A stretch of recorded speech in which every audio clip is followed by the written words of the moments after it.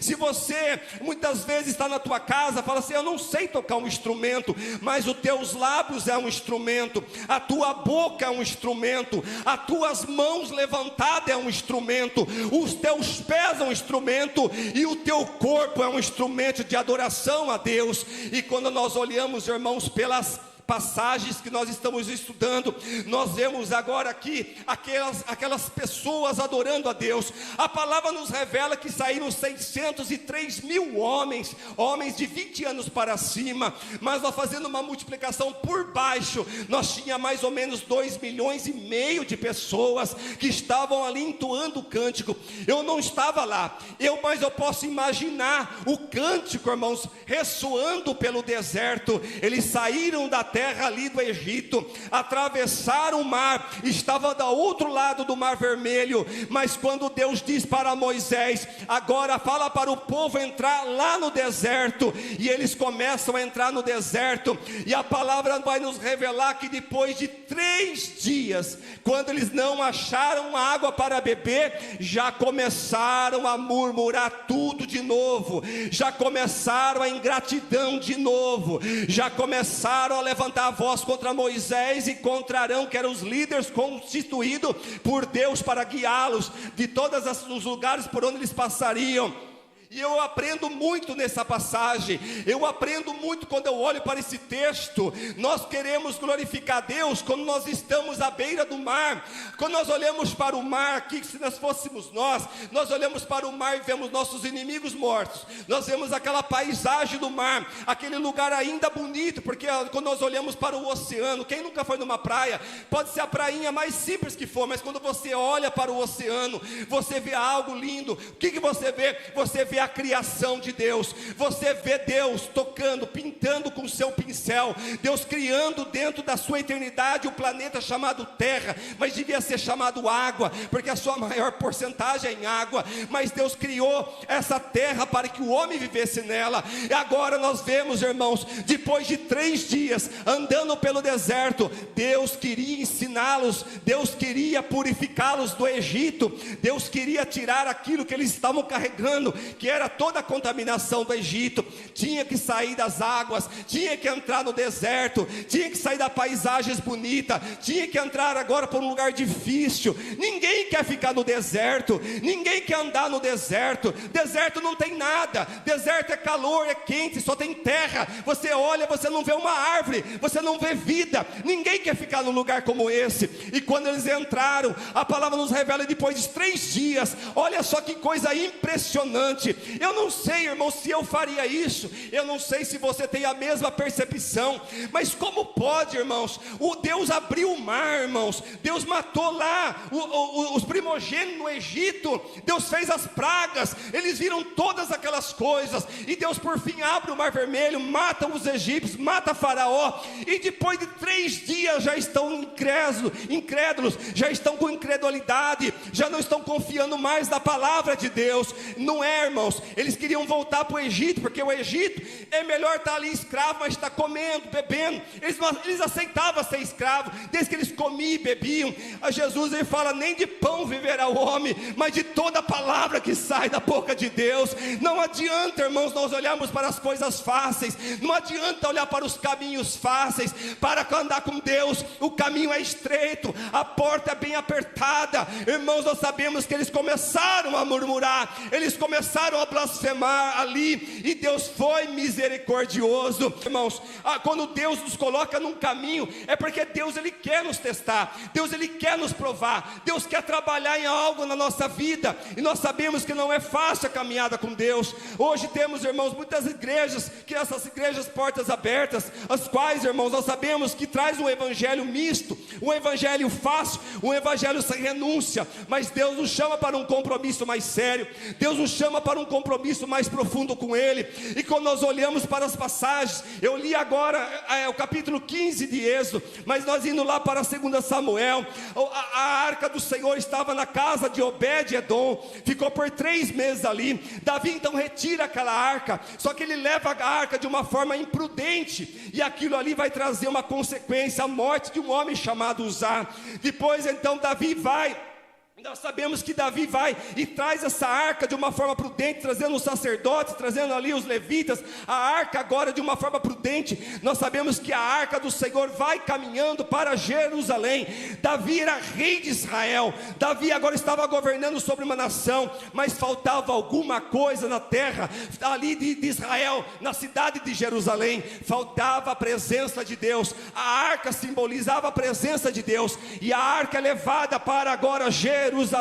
Davi está reinando, só que ele queria trazer ali, irmãos, naquela cidade, algo diferente. Ele queria trazer um culto religioso. Ele queria que Jerusalém, a capital de Israel, fosse uma cidade religiosa, uma cidade que buscasse a Deus, uma cidade que adorasse a Deus. E a palavra vai nos falar, meus amados irmãos, que ele trazendo a arca, eles glorificavam a Deus. Davi, ele saltava de alegria a Deus. Ele estava vestindo o éfode, que era uma das vestimentas do sacerdote.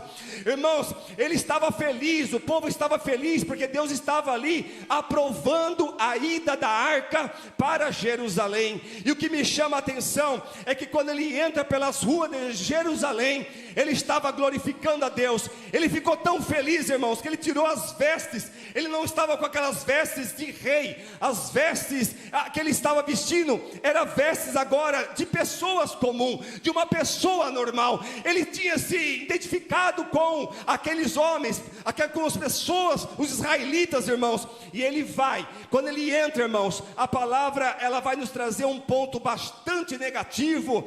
A mulher dele, uma das mulheres dele, Mical, filha de Saul, a palavra nos revela que ela estava na janela e ela estava observando aquela atitude de Davi. Não só a atitude, mas ela estava vendo a festa que estava sendo feita, realizada. E isso daqui trouxe algo no meu coração.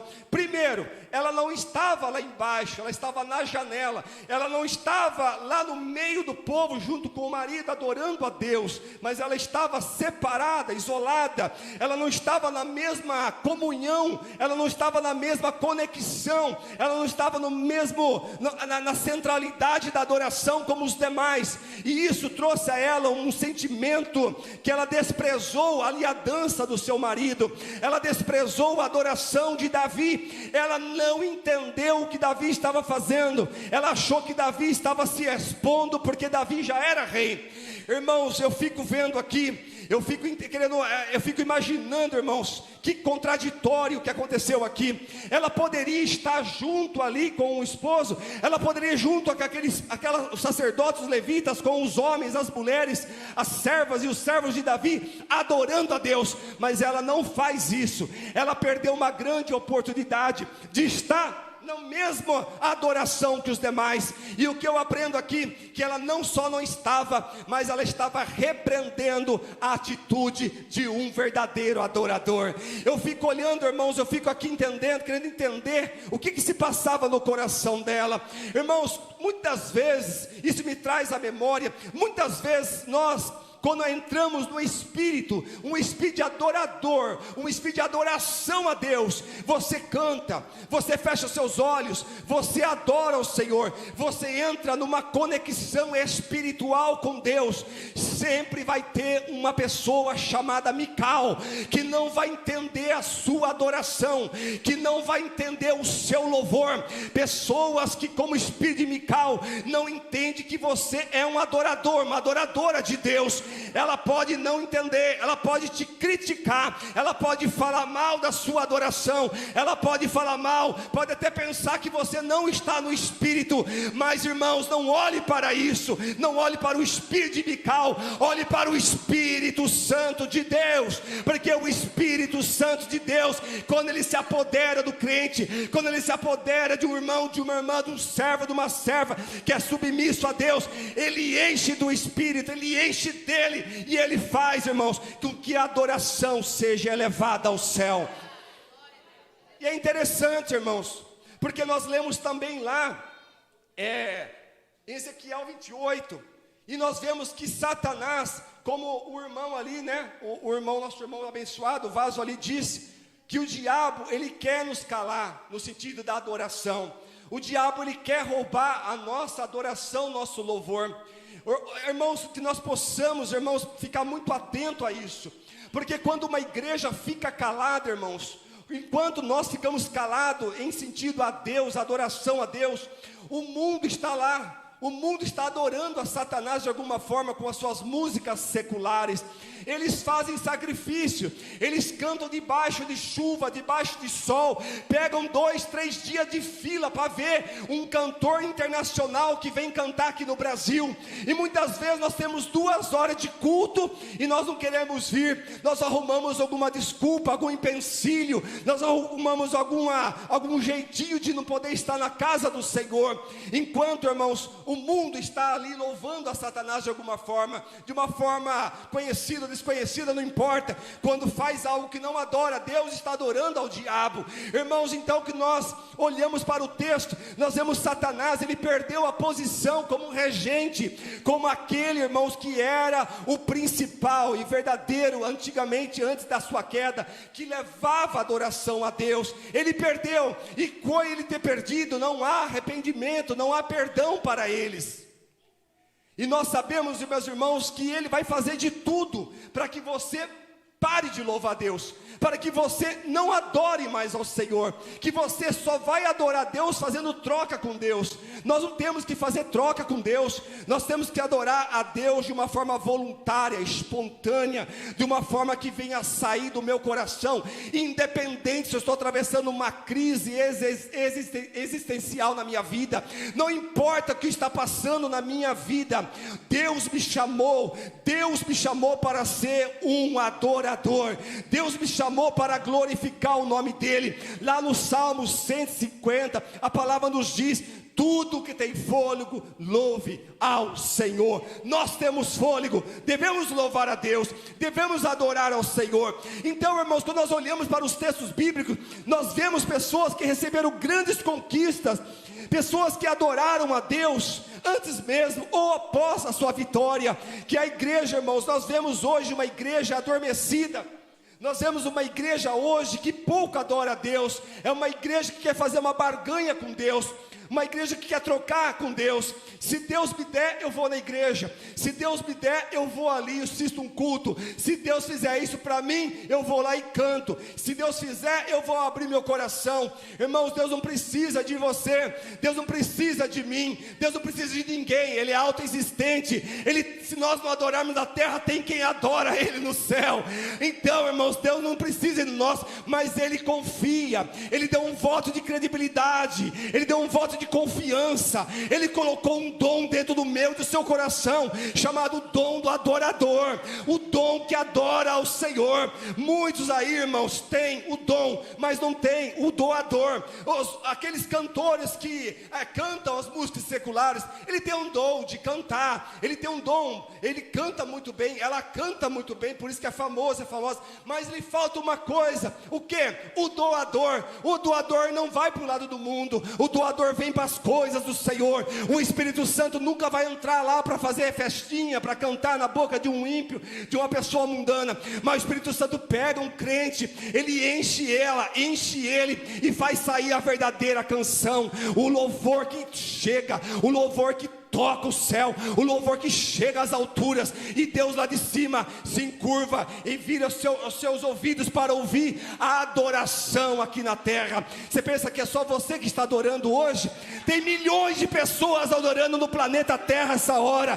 Você pensa que é só a presbiteriana que adora? Existem milhões, bilhões de pessoas que estão cantando a Deus agora. É 24 horas soando, subindo a glória do Senhor, chegando diante do trono de Deus.